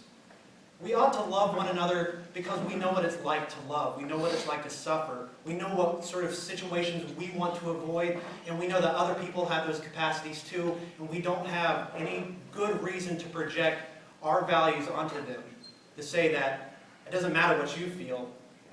Think of the divine rights of kings that used to rule over people. They didn't have a real right to do that. They had to pretend that God told them it was okay. But once you take away the divine rights, once you take away the divine mandates, all we have is one another. And we have to reason with one another about how we're going to cooperate, how we're going to maximize human flourishing. Who in here wants to live in Somalia? Nobody. Why? Because they don't have the social infrastructure, the necessary cooperation, the basics to maximize our lives. That's why we care. We care because we know what it's like to suffer. We know what it's like to love. And we are social primates that want to see that society that will allow that sort of maximization flourishing. Wallace? If God is infinite, but you philosophically argue that infinity does not exist, then how do you explain God? Yeah, if I had a little more than 20 minutes, I would just address this issue because it always comes up. But I usually just wait for someone to bring it up and I'll speak to it. When theologians speak of God as being infinite, they don't mean that God is a quantitative infinite. It's a qualitative infinity that God has. That is, it's a way of speaking about Him being an unlimited being. Now, if God were, say, an infinitely tall being, like some Muslims, for example, believe that God is a physical entity. I don't know how that Muslim would approach the question of God's infinity, right? But if you believe that God was an infinitely tall being, say, or had an infinite number of fingers, or an infinite number of morals on his head, or whatever, then all of these objections would apply to him. Because remember, the philosophical problem is not with a potential infinite, nor is it with a qualitative infinite, in the sense of God being all-powerful or unlimited or something. The philosophical problems and absurdities that you run into are when you have a quantitative infinite, an infinite number of things, or an infinite number of events. And those two, I gave you two philosophical arguments as to why that is extremely problematic. And whatever you think about the scientific evidence, and I would encourage you to come down and pick up one of these articles so you can read about that, the scientific evidence after the debate here. Those philosophical reasons are extremely compelling in my view as to why the universe cannot be past eternal. Josh? Your argument is that God, by definition, should provide a Shangri-La for the world. The fact that we don't live in Eden yet, and that we have free will to impact those who are affected by suffering, does not disprove the existence of a loving God who has a plan that we don't have to understand, much less have the ability to understand. Does God equal utopia, or our perception of utopia? Is that what I was saying? That I was arguing for a utopia? Is it too much to ask that we not have children in sexual slavery? Is that utopian? Is it too much for God to just minimize some of the overwhelming gratuitous suffering in the world? Is all of it friggin' necessary? Is that what I was saying? That we need an Eden, we need a perfect world? That's not even worth responding to. But I will. Look, all I'm saying is if we really believe that there's a God out there who has the capacity to intervene in human affairs, then he just doesn't care enough about certain things, or certain things are some part of his mysterious plan, and I think it's sick. I think it's sick that he was so limited that he couldn't find a way to get sexual slavery of children outside of his plan. I think it's sick that he was limited in that way and not worthy of my worship, or not worthy of my time. Thank you. Dr. Marshall, you said that the universe is a cause. Then who caused God, or where did God come from? Well, premise one of the argument is whatever begins to exist has a cause. Now, God does not begin to exist, and therefore he's not subject to that premise. Nevertheless, God does have what Leibniz would have called a sufficient reason for his existence, namely the necessity of his own nature. So that's the philosophical and logical answer to your question. Now let me give you a more common sense answer. Such a being as God may or may not exist, okay? A transcendent, ultimate being, right? Something in this world is ultimate, okay? And it's either this kind of stuff right here, or it's God, right? Or some swirling combination of both of them, right? The pantheistic option that Joshua spoke about at the beginning, all right? Something is ultimate, all right? So, such a being as God may or may not exist, a transcendent, inconceivably great, powerful mind that created the whole world, the be-all, end-all of existence. That being may or may not exist, but if it does, it does not make any sense to ask who created him, who made him. Because if you have to ask that question of this being, then you obviously haven't found that being. Okay? Just like if you're going to a wedding, right? And say you've got your old widow, old maid sister with you, and you're trying to marry her off, and you're wondering if there are any eligible bachelors at the wedding. Right? And you go around and, finally you find one, and there's a bachelor sitting there in front of you. And then you say, what's your wife's name? Well, that wouldn't make any sense. He's a bachelor. By definition, he doesn't have a wife. And so God, if there is a God, by definition, doesn't have a maker. Okay? Otherwise, that maker would be God, and God would not be God. All right? So God may or may not exist, but if he does, it makes no philosophical sense to ask who made him. Thank you, Josh. A child prodigy, Cain, this is a personal story, was inspired by God to draw beautiful paintings that actually converted her atheist parents. Her personal revelation allows her to combat evil by giving her earnings away to the suffering throughout Africa. How do atheists combat evil in the world? People are inspired by a lot of different ideas in terms of what motivates them to fight for justice. I think in the early 20th century in the United States, the largest group of people in the U.S. at that time who were fighting for civil rights for African Americans was the Communist Party. Not too many people in here are probably going to defend the values or the ideology of communism, and yet they were still motivated by their ideals to fight for something that we today would think should have been fought for by people that hold our economic ideals or institutional ideals. What motivates me is basic empathy. I know I don't want to have experience deprivation of food, that I'm no better than a person born in Africa who may not have access to clean water or sanitary conditions or medicine. I know what it's like to suffer, and I don't want other people to suffer. I'm sorry for so many people that that's not enough for them. That it's not enough to simply be moved by the suffering of another human being. That breaks my heart. That's not enough for some people. If you need God to help people, please believe in God. We need a lot of help in this world. I don't want you to stop believing in God if that's your only way that you don't eat your grandmother. Believe in whatever the hell you want. I don't need that to motivate me. I give regularly to partners in help. Again, we're all motivated for different reasons to do different good. We're not going to find consensus in this room about what constitutes the basis of ethics. If anything in human history has taught us, we don't agree on the basis of ethics. But we still have to find ways to cooperate with one another. We have to find ways to maximize human flourishing. Again, I feel like the question's kind of missing the point, and I think it's sad. Dr. Marshall. Many philosophers, such as David Hume or Philippa Foot, argued that if objective moral values exist, they must derive from natural facts. Why are you so sure these philosophers were totally wrong? Okay, so the idea is, why am I wrong that, why do I think these philosophers are wrong who argue that morals can arise from objective facts, is it? That objective morality can, must derive from natural facts. Well, so derive is a word that can be taken in various ways. Remember what I told you this argument is not about. It is caricatured endlessly, okay? But very rarely do people actually address the real issue the argument is concerned with. The argument is not concerned with the origination of moral values in our mind. That is how we come to know them. That's what we call moral epistemology, right? So we all have some kind of moral sense. There's a social dimension to our moral formation that Josh was talking about tonight.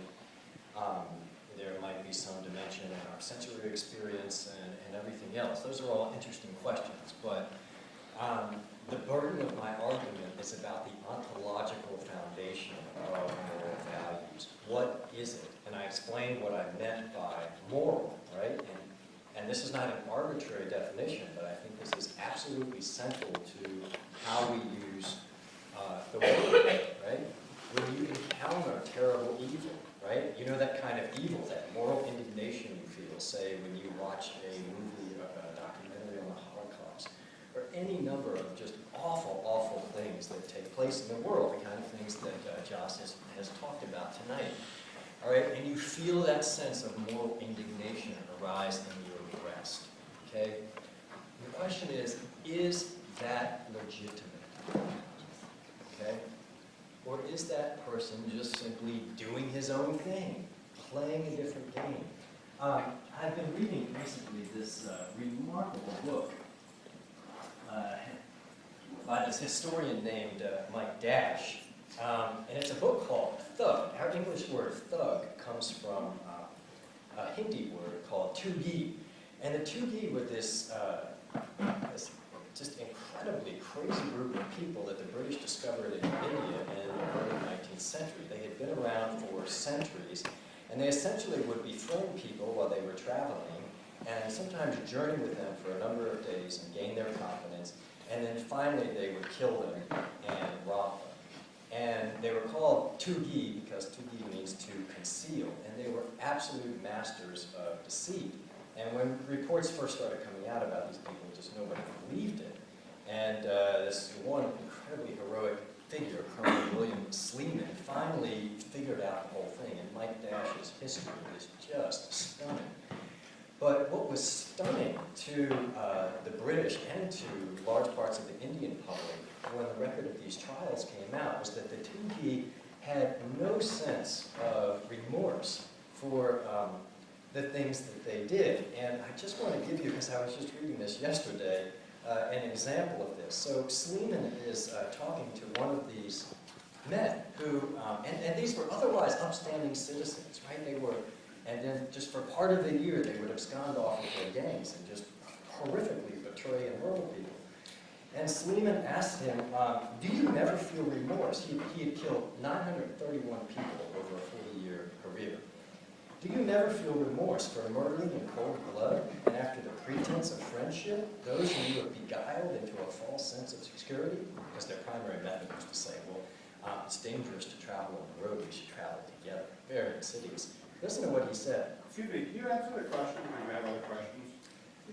Okay, sorry. I'm actually running this debate. If he wants to, I mean, No, that's fine. I don't even remember the question now. That's fine. You're right. I'm taking too long. See me at the pub and I'll tell you about this, all right? But anyway, that is the reason. It's about the ontological foundation of moral values, right? Is there any basis for saying you must do such and such, right? Or is morality ultimately just a game that a bunch of us decide to cooperate together and play? And if so, what do you say to people who say, I don't want to play that game?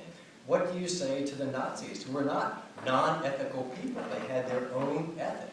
Only it wasn't an ethic of broadly distributing human flourishing as much as possible. It was an ethic of, it was an intensive human flourishing ethic, namely the flourishing of the highest types of humanity. So what basis do you have for telling another group like that plays by a totally different set of rules that is anathema to you, you're wrong? Or is the most you can say to them, you don't get to play in our game?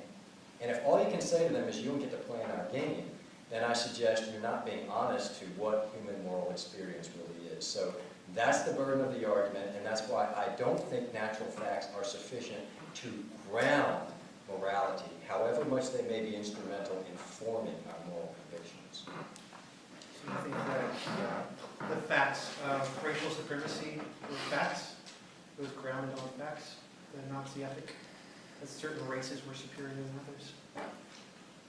Well, it's interesting that you should say that because there's a whole body of evolutionary biology that's devoted to this one issue.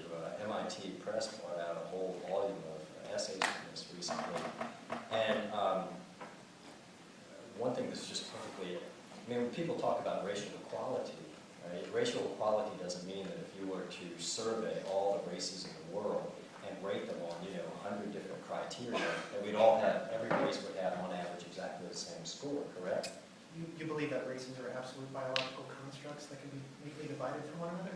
Of course, they're not absolute biological constructs, but your question is, were the Nazis correct in saying that there are differences between races? They presumed a system that is not biologically accurate to begin with.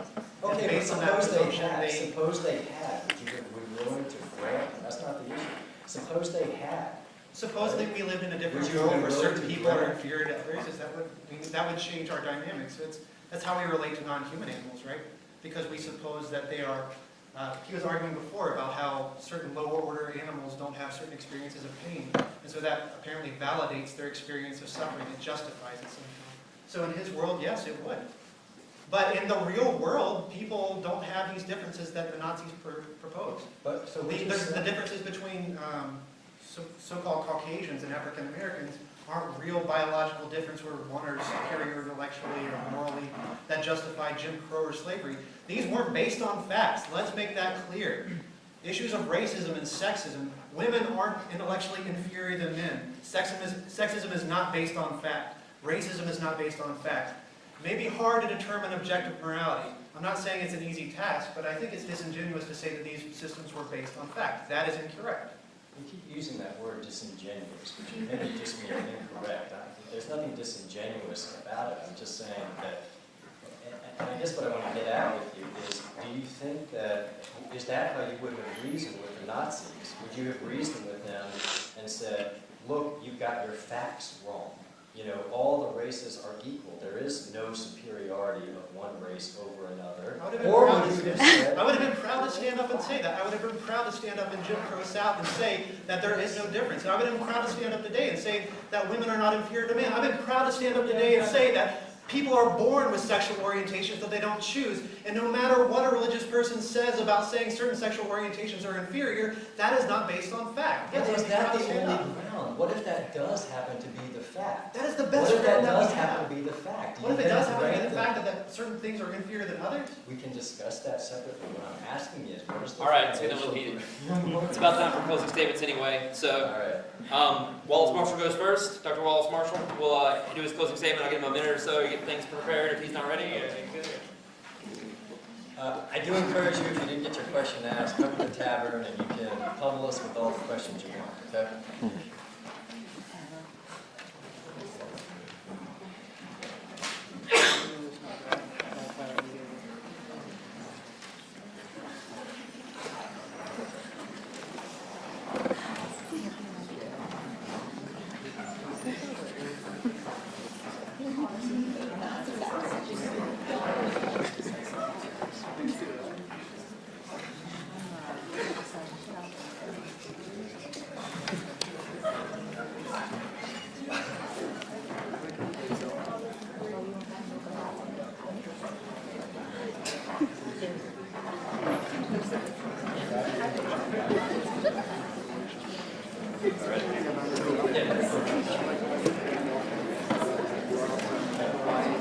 All right, arguing that God is supported by the evidence, Dr. Wallace Marshall, first closing statement.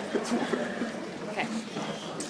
Well, thank you very much for your patience tonight, and let me see if I can summarize up what I take to be the God question, the God position in the debate tonight.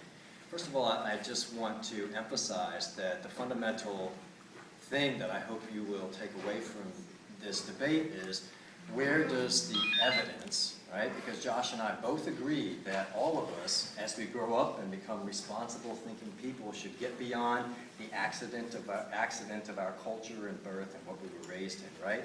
and begin to think for ourselves and consider the evidence. So what we've been doing tonight is saying, how does the evidence bear on the question of whether God exists, God in the most fundamental sense, some kind of mind behind the universe.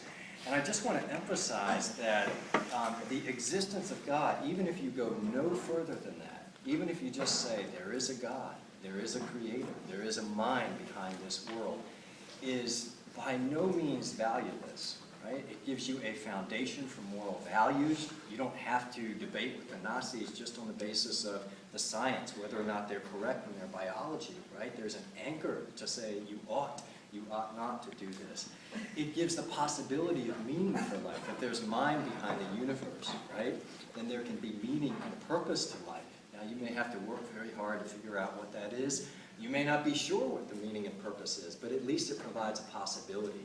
Whereas on atheism, it's utterly impossible. The universe just sprang into existence for no reason, out of nothing, and how's it going to end? In just some giant heat death, right, of everything just drifting away into utter blackness and darkness. And finally, I think the existence of God gives tremendous impetus and richness to the intellectual life. If you know that there is lying at the bottom and the origin of everything, mind, it makes the intellectual life that much more interesting. So I only say that to say, don't throw away God because you have problems with organized religion. And as I always like to say to people, if you have a problem with religion, then you have a friend in Jesus, because Jesus is one of the fiercest critics of religion that has ever lived. And you also have a friend in me. I'll be more than happy to shoot the gun at my fellow Christians in many ways. So, but don't confuse that question with the question of whether or not God exists. That's a separate and very fundamental question, and by no means inconsequential. So, the evidence that we looked at tonight, I gave you powerful reasons, philosophical and scientific, for believing that the universe has an origin out of absolute nothing in time, space, energy, and everything at a definite point in the finite past. That leaves you with two possibilities, right? Either the world just sprang into existence, uncaused, out of nothing, or it has a transcendent creator. Now, the only thing Josh brought against this is quantum mechanics. That was too late for me to be able to respond to it. I'll just say, and I can explain to you at the tavern afterwards if you want, that in quantum mechanics, you don't have an exception to the causal principle. The virtual particles in quantum mechanics don't spring into existence out of nothing. By no means. They emerge out of the quantum vacuum, which is a rich sea of energy with a defined physical structure. So it's not the origin of all things out of nothing. So there's very powerful reasons to believe in God on the basis of the origin of the universe. And I gave you what the necessary attributes of that cause must be. And those attributes are very much like we would expect to see in God. We looked at the evidence for fine-tuning, which is just simply overwhelming. It's utterly inescapable. I would just encourage you to really look at the literature and investigate it. So, I mean, as I say, it's just mind-blowing. So, and then we looked at the evidence for God from our moral experience, and I don't think we've seen any way in which atheism can ground that moral ought. And that oughtness, I'm arguing, is fundamental to morality. It's not enough to just simply say, there's bad stuff out there, let's all get together and protect ourselves. That all might be all well and good, but there's more to morality than that. I've only got 30 seconds left, so I don't have enough time to recapitulate my response to the problem of evil, other than to simply say that remember when you approach the problem of evil, that you approach it as, and I'm not afraid of this word, a sinful human being. Okay? Sin just means you do some things that are wrong and evil that you know you ought not to do. Okay? That's what sin means. And I'm just saying, even if you think you're largely perfect and you sin very little, you know there's a hell of a lot of sin out there in the world, right? So if God is just, there must be some punishment for that. And you must take that into account when you consider the problem of evil. Thanks very much.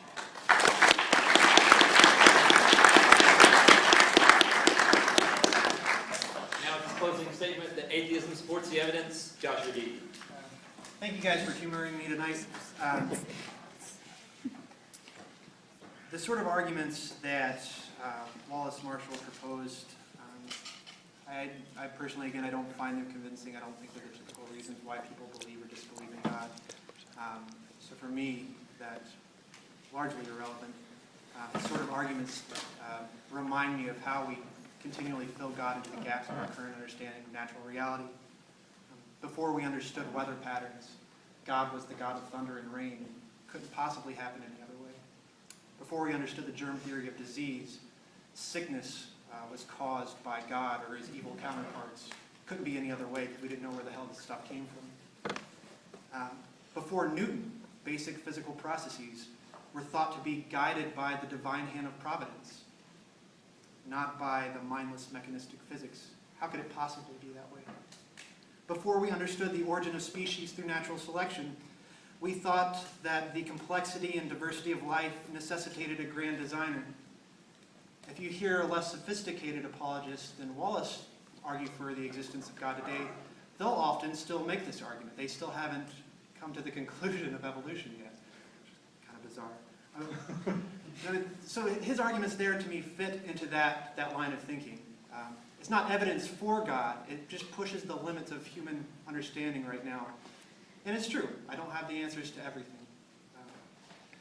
But again, going back to the reasons that I proposed before, the largest predictive factor of your particular faith in God is time and place you were born, which I don't mean to imply the genetic fallacy. I just mean that it should suggest that you should be very skeptical about the culture in which you were born, because most likely it's not the one with the right answer, whatever that means. And the God that Wallace believes in isn't merely a God lurking somewhere behind the fine-tuning principle. He is not the God lurking somewhere behind the first cause that kicked the ball and got it rolling, tightened the knobs, and here we have a universe. No, this is a God that reveals himself to people who otherwise wouldn't be able to know him. And he apparently reveals himself through personal revelation, which, as I said before, isn't very convincing. And it's problematic in its own way. He also supposedly reveals himself through Scripture, which again has some beautiful pieces of literature in it, but creates more problems than it solves. And I love how Christians don't want to defend Scripture. And in addition to this lack of evidence, lack of good evidence for the existence of a theistic Christian God, the God that Wallace believes in, the fact of suffering, again, to me is just overwhelming proof that there could not possibly be an all-powerful and good being who cares about alleviating suffering and minimizing the sorts of things that we're concerned with. If such a God exists, lurking somewhere behind fine-tuning and cosmological argument, that God is irrelevant to our lives, is not concerned with our lives, and we don't need to bother with it. Thank you for your time.